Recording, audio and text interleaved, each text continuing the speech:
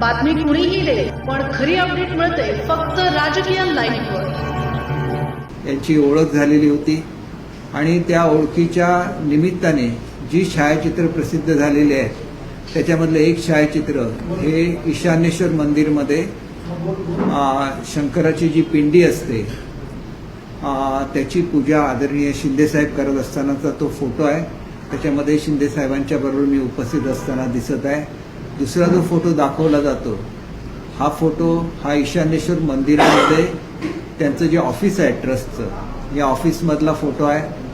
आणि तिसरा जो फोटो आहे तो सिन्नर येथे जी कोऑपरेटिव्ह संस्था आहे त्यांचा सुवर्ण महोत्सव होता आणि त्याला मला पाहुणे म्हणून बोलवण्यात आले होते आणि त्या कार्यक्रमाला श्री खरात हे सुद्धा उपस्थित होते.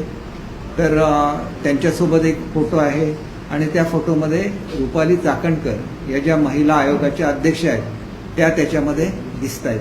त्यांच्या कुठल्याही कृत्यासंदर्भात कुठलीही माहिती ही मला कधीही नव्हती. जोपर्यंत त्यांना अटक झाली तोपर्यंत माहिती नव्हती आणि त्याच्यामुळे त्या मंदिराचे ट्रस्टचे अध्यक्ष म्हणून अनेक आमदार अनेक मंत्री हे त्यांना भेटलेले आहेत आणि अनेकांच्या सोबत त्यांचे फोटो प्रसिद्ध झालेले आहेत.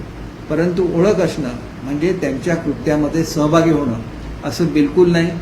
कुठल्याही पोलीस स्टेशनला त्यांना वाचवण्यासाठी मी कधीही फोन केलेला नाही किंवा कुठल्याही महिलेची त्यांच्याशी मी ओळख करून दिलेली नाही आणि महिलांच्या संदर्भात एवढं घृणास्पद कृत्य त्यांनी कधी केलेलं असेल याची कोणतीही माहिती मला नाही आणि त्याच्यामुळे या प्रकरणाशी माझा संबंध जोडण्याचा प्रयत्न केला जातो. हा राजकीय द्वेषापोटी केला जातो आणि याच्यामध्ये विशेषतः उभाटाचे जे नेते आहेत हे आघाडीवर दिसतात. त्याच्यामध्ये संजय राऊत आहेत किंवा त्यांच्या महिला अध्यक्ष आहेत.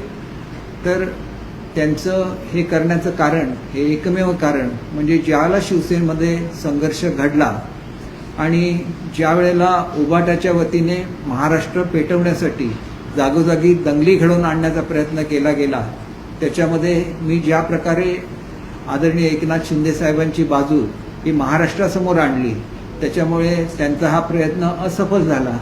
महाराष्ट्राची जनता ही शिवसेनेबरोबर राहिली आणि मुख्य प्रवक्ता म्हणून मी जी केलेली कामगिरी होती त्याच्यामुळे जे लोक अशा तऱ्हेचा असंतोष महाराष्ट्रामध्ये घडवून आणू पाहत होते त्याच्यामध्ये विशेषतः संजय राऊत होते आणि त्याच्यामुळे त्यांचा हा कट यशस्वी होऊ शकला नाही आणि या रागापोटी ते वेगवेगळी विधानं माझ्याबद्दल करत आहेत. राजकीय घडामोडींचं सर्वात वेगवान अपडेट फक्त इथेच राजकीय लाईव्हवर. आमच्या YouTube चॅनलला लाईक, शेअर, सबस्क्राईब करा आणि रहा राजकारणाच्या रणभूमीवरील थेट नजरेत.